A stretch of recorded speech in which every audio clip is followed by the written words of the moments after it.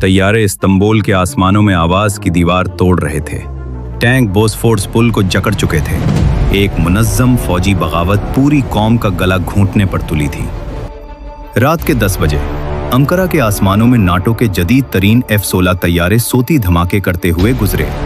ये कोई मश्क न थी, बगावती दस्तों ने हिकमत अमली का पहला पांसा फेंक दिया था, खौफ। उसी वक्त इस्तांबुल में बोस्फोर्स पुल बंद हो गया।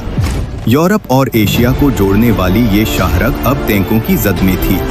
तुर्की का दिल 2 टुकड़ों में बट गया। ये बगावत का नफ्सियाती हमला था।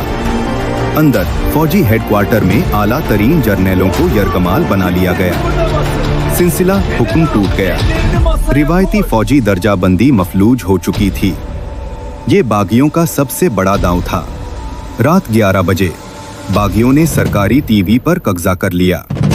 एक कांपती एंकर को जबरदस्ती बगावती बयानिया पढ़ना पड़ा। ये था वो लम्हा जब पुराना को प्ले बुक लागू हुआ, मीडिया कंट्रोल करो। फिर हुआ वो जो किसी ने सोचा न था।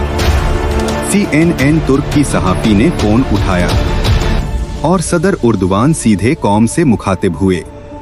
एक पिक्सल भरी तस्वीर, एक लरजती आवाज। उर्दुवान ने कहा, मैदानों में निकल आओ, डरो मत, जमहूरियत को बचाओ। ये डिजिटल इनकलाब था। बगावती प्ले बुक में ये बाब मौजूद न था। सोशल मीडिया, स्मार्टफोन, बराही रास्त राब्ता। मसाजिद के इमाम लाउड स्पीकरों पर पुकारने लगे, मुसलमानों बाहर निकलो। घड़ी घड़ी अजानें बुलंद हुईं। तुर्की के कस्बे कस्बे में लोग घरों से निकले, बगैर हथियार, सिर्फ जज्बे के साथ। आधी रात के बाद अतातुर्क एयरपोर्ट के सामने नहते आम शहरी टैंकों के सामने आ खड़े हुए। कोई बंदूक नहीं, कोई फौज नहीं, सिर्फ एक कौम अपनी जमीन से मोहब्बत में। बोस्फोर्स पुल पर शहरियों ने सीने पर गोलियां खाईं, लेकिन पीछे न हटे।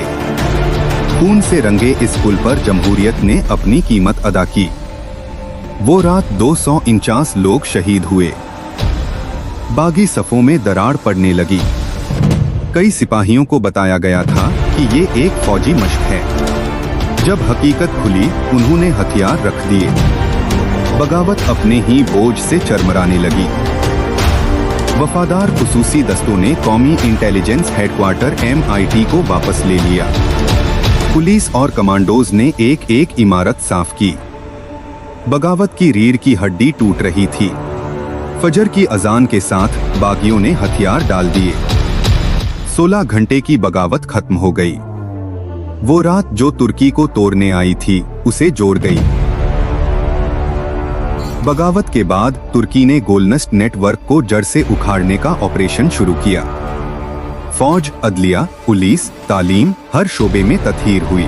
1,50,000 से जायद अफराद गिरफ्तार या बरतरफ किए गए। 2017 में आईनी रेफरेंडम ने तुर्की का निज़ामे हुकूमत बदल डाला। सदारती निज़ाम आया। उस रात के असरात ने पूरी रियासती साख्त को नए सांचे में ढाल दिया। आज बोस्फोर्स पुल का नाम है शुहदाए 15 जुलाई पुल। वो रात तारीख बन गई। एक सबूत की ब्यूनेट जमहूरियत को नहीं तोड़ सकती जब तक एक कौम जिंदा हो। 249 जानी, एक रात, एक कौम। 15 जुलाई 2016, वो रात जब तुर्की ने सांस रोककर अपना मुस्तकबिल खुद लिखा।